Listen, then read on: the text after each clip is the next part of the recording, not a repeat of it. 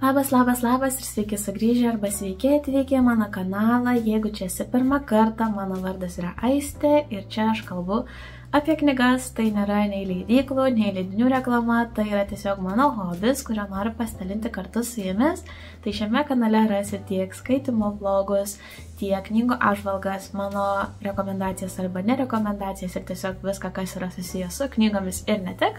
Tai tikiuosi, kad tau patiks tokio tipo video, paspausi subscribe prenumeratos mygtuką ir tai padėsi mano kanalai augti. Na, o šiandien važiuojam jau į naują video. Taigi, šis video bus gan kitoks iš tikrųjų, nes kol kas tai aš neskaitau jokios naujos knygos. Skaitau antrą kartą vieną iš savo mėgstamiausių knygų ir tai yra Oazės žaidimas prasideda. Galbūt kas nors jau prisimenat iš anksčiau, kaip padariau tokį visą gan ilgą video, kuriame kalbėjau apie būtent šią knygą ir filmą ir lyginau knygą su filmu. Tai patį pirmą kartą šią knygą aš klausiau audio knygos pavidalu anglų kalba originalo ir taip pat žiūrėjau filmą. Ir iš tikrųjų, kai skaičiau šią knygą, tiksliau klausiau, jau žinojau, kad labai norėsiu turėti ją savo knygų kolekcijoje, skaityti fizinę kopiją ne kartą, ką dabar ir darau, ir dalinti šią knygą su draugais, šeimos nariais, giminaičiais. Tai labai apsidžiaugiau, kai radau šią knygą išverstą į lietuvių kalbą ir vos tik jos sulaukus į paštometą, iškart pradėjau skaityti ją antrą kartą. Ir bent jau iš mano pusės, tai man atrodo, kad žiūrint filmą, serialą ar skaitant knygą antrą ir daugiau kartų, mes pastebim tokių papildomų detalių, kurias kažkaip praleidom skaitydami pirmą kartą. Ir man dažnai tai būna, kad aš net 3 kartus pažiūrėjus filmą, jeigu žiūriu į 4 kartą, atrandu kažkokių tai smulkių detalių, kur atrodo, kaip aš galėjau jų nepastebėti anksčiau. Tai labai iš tikrųjų yra įdomi patirtis dabar šią knygą skaityti lietuviškai išverstą. Ir jau ir dabar man atrodo, kad yra tokių vietų, kur atrodo kažkaip praleidau, pamiršau galbūt. Bet yra šioje knygoje daug terminų, kurie angliškai į lietuvių kalbą tiesiog neišsiverčia. Tai jie yra sulietuvinti, jų terminai yra pakeisti į mums suprantamus, tai iš tikrųjų tai yra labai įdomu ir aš knygoje jau net 100 puslapį perskaičiau šiuo metu, kai filmuoju, tai net yra kelios vietos, kur aš prie lietuviškai išverstą termino pieštukus rašiau, kaip iš tikrųjų jis buvo angliškai. Tai šią knygą man tikrai skaityti yra nauja patirtis ir visai kitokia patirtis ir labai yra įdomu. Kadangi apie šią knygą bei filmą aš jau buvau padariusi video, kuriame stengiausi kažkaip nepapasakoti jums knygos turinio plačiai ir su kuo mažiau spoilerių, kad būtų tas video, tai aš jau jį paliksiu aprašyme ir kortelėse čia turėtų išlysti. Jeigu šios knygos neskaitat, bet jums ji atrodo įdomi ir nenorit sužinoti turinio, tai tada rekomenduoju iš pradžių pažiūrėti būtent tą video, ten taip pat ir apie filmą pakalbu. Na, o šiame video tai aš plačiai apie Oazės žaidimas prasideda nekalbėsiu, papasakosiu galbūt koks man įspūdis kyla, ar kokių detalių naujų pastebėjau, ar kokių minčių kyla. Ir manau, kad jeigu ir iškils kažkokių tai man minčių, kad jas galėčiau pasidalinti su visais spoileriais, nes knygą skaitau jau antrą kartą ir yra visas video, kuriame viską papasakoju taip gan uždarai. Tai va, ką dar noriu pasidalinti šiuo momentu? Nesenai turėjau kelių dienų tokią kelionę po Lietuvą, kurios metu tiek ir kelias pažintinius takus teko aplankyti, tiek ir Vilniuje šiek tiek pabūti ir plačiau pažinti patį Vilnių. Tai padariau tokį kelionės montažą, kurio dabar ir noriu pasidalinti.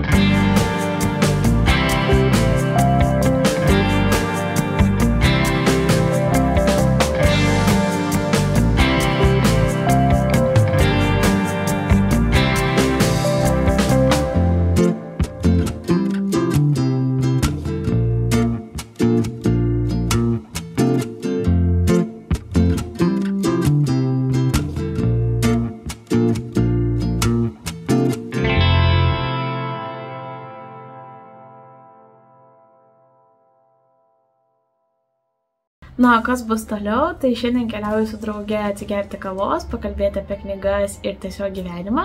Tai pasiimsiu jūs kartu, nežinau, koks šiandien bus oras, kadangi rodo tai lietų, tai saulė.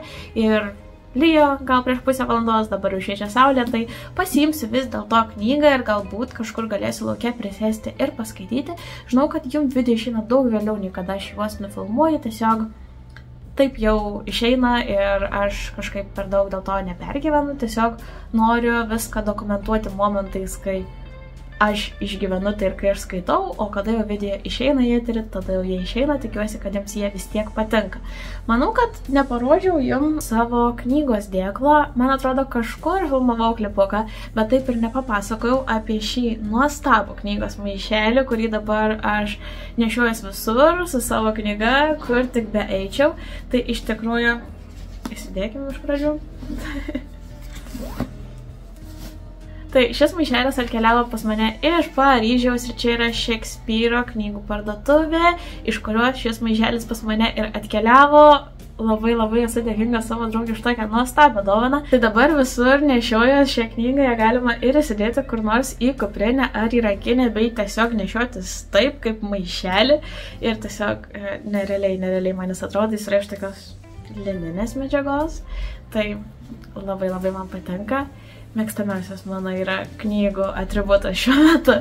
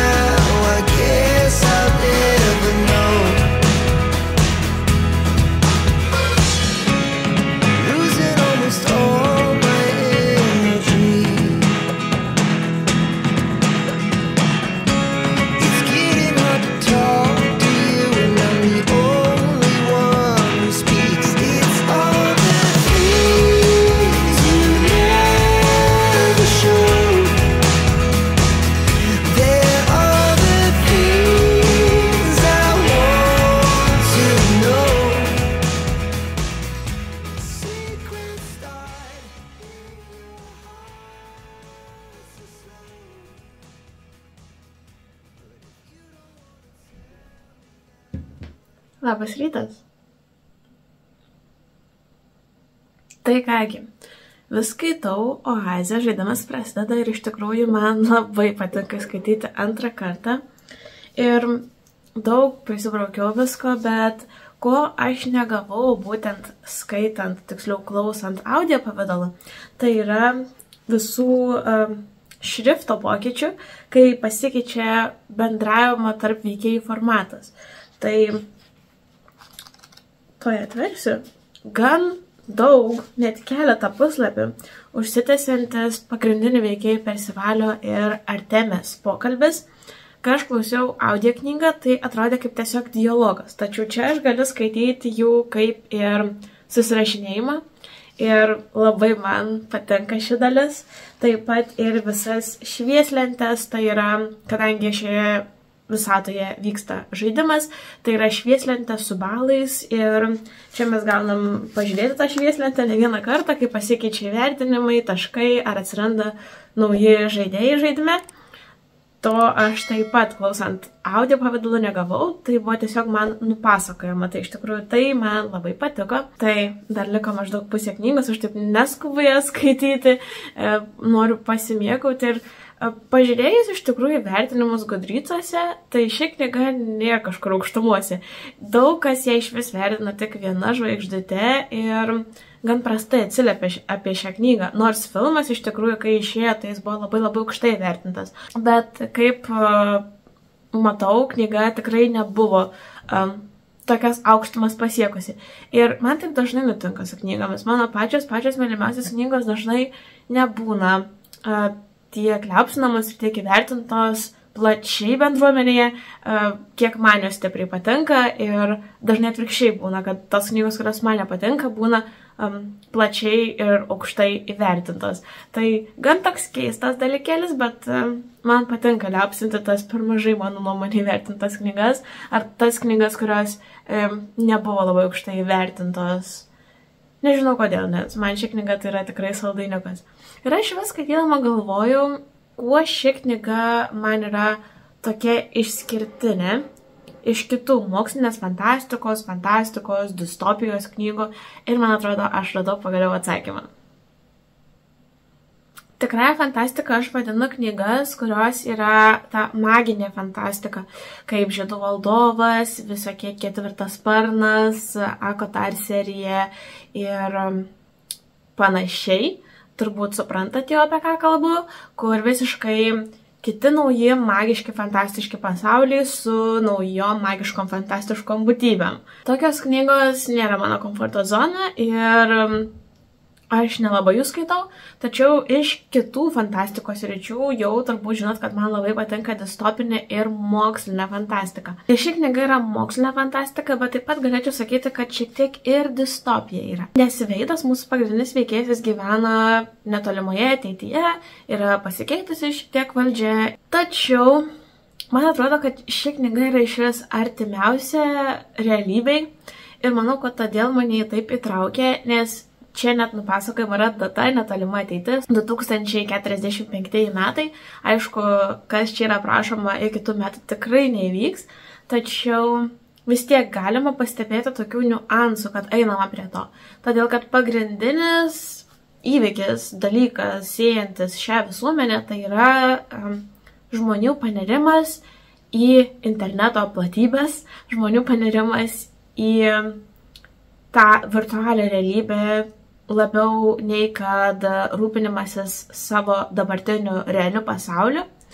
Ir dėl sunkių įvykių, kurie vyksta pasaulyje, kaip karai, badas, skurdas ir panašiai, žmonės yra linkę tiesiog į tai nežiūrėti, geriau užsidėti virtualios realybės akinius ir gyventi toje virtualioje realybėje, dėl to, kad ten visko visada yra daug, ten gali būti ko nori, ten gali būti turtingas ir ten visada viskas yra gražu. Tai man atrodo, kad ir dabar mes šiek tiek prie to einam, nes labai dažnai panyram į socialinę erdvę, į internetą ir pamirštam apie realybę. Ir čia yra parodoma, kas nutiktų, jei žmonės tik labiau panirtų į tai ir mažiau telktų dėmesį į realybę. O visuomenė pačiame realiame gyvenime, ji nėra kažkaip iš naujo sukurta, ji nėra suskaldyta į kažkokias tai dalis, nėra jų kasto ar žmonių, kurie būtų suskirstyti tam tikras grupės pagal tam tikrą požymį, kaip dažnai būna distopinėse knygose. Tai yra tiesiog pasaulis, kuris, jei dabar pažiūrėtume į realybę ir pagalvotume, kaip progresyviai jis galėtų skursti, jeigu nuolat vyktų karai, būtų nepriteklius, neturėtume vandens, neturėtume pinigų uždirbti, neturėtume darbo, kaip atrodytų pasaulis po kažkiek tai metų, tai toks pasaulis čia ir yra. Ir aišku, tai yra baisu ir aš tikiuosi, kad niekada taip nenutiks. Aš tikiuosi, kad mes vis tiek puoselėsim savo pasaulį ir realybę, nei kad gyvensim internete ir virtualioje realybėje. Ir ši knyga tai ir bando parodyti. Taip, didžiąją dalį knygos mes kalbam apie virtualią realybę, apie tą žaidimą, kur pagrindinis mūsų veikėjas siekia laimėti pagrindinį prizą, kurį kažkur žaidime patalpino pagrindinis šio žaidimo kūrėjas. Žmogus radęs tą velykinį kiaušinį paveldės milijardus pinigų. Tai didžioji veiksmo dalis yra apie tai, tačiau dar antrą kartą skaitant aš nepriejau prie pabaigos knygos, bet iš tikrųjų kuo toliau į pabaigą, tuo labiau mums kaip skaitytojai ir pagrindiniai veikėjai atsiveria akis ties būtent šią temą, kad realybė visada bus svarbesnė nei interneto pasaulis. Realybė yra ta vieta, kur gyvename mes, tikrieji mes, mūsų kūnai, mūsų kūnams reikia maisto, vandens, jiems reikia šilumos, jiems reikia meilės ir nesvarbu, kiek daug mes jos gautumėm iš socialinių tinklų, iš interneto, iš virtualios realybės, tai niekada negalės pakeisti tikrų jausmų ir tikro mūsų gyvenimo. Tai tuo man ši knyga labai patinka ir manau, kad dabar pagaliau aš atradau atsakymą, kad būtent dėl to tikroviškumo mane ši knyga taip pritraukė. Tai va, kol kas tiek norėjau pasidalinti, iš tikrųjų ankstus rytas yra dabar tik 7 ryto, užtat čia kavą ir geriu, nes tuoj važiuosiu į mišką rinkti savo eksperimentų medžiagos. Pažiūrėsim, kur dar toliau šis dienais. Kol kas norėjau tiek pasidalinti, toliau skaitysiu ir mėgausiuosi šią knygą. Pamiršau paminėti vieną dalyką. Paklausiau jūsų tiek Instagrame, tiek YouTube'ės bendruomenės skiltyje, ar jūs skaitot antrą ir daugiau kartų knygas, kurios jums patiko. Tai mane labai nustebino, kad rezultatai abiejose platformose pasiskirstė po lygiai praktiškai. Aš tikėjausi, kad bus didžioji dauguma žmonių, kurie neskaito knygų antrą kartą, nes bent jau savo artimoje aplinkoje, kiek su kuo pabendrauju, tai dažnai sulaukdavau atsakymo, kad ne, o kam skaityti knygą antrą kartą ir netgi o kam žiūrėti filmą antrą kartą. Tai kažkur mano galvoje buvo susidaręs įspūdis, kad dauguma žmonių nemėgsta antrą kartą skaityti knygų, bet pasirodo daugumai iš jūsų vis dėlto skaitot knygas antrą ir daugiau kartų ir aš labai džiaugiuosi. Jeigu jūs nedalyvavot apklausose, tai vis tiek parašykit man komentaruose, ar jūs skaitot knygas antrą kartą ar ne. Ir taip pat apie filmus. Ar žiūrit filmus antrą kartą ar ne. Tai va, kol kas dabar jau tikrai tiek.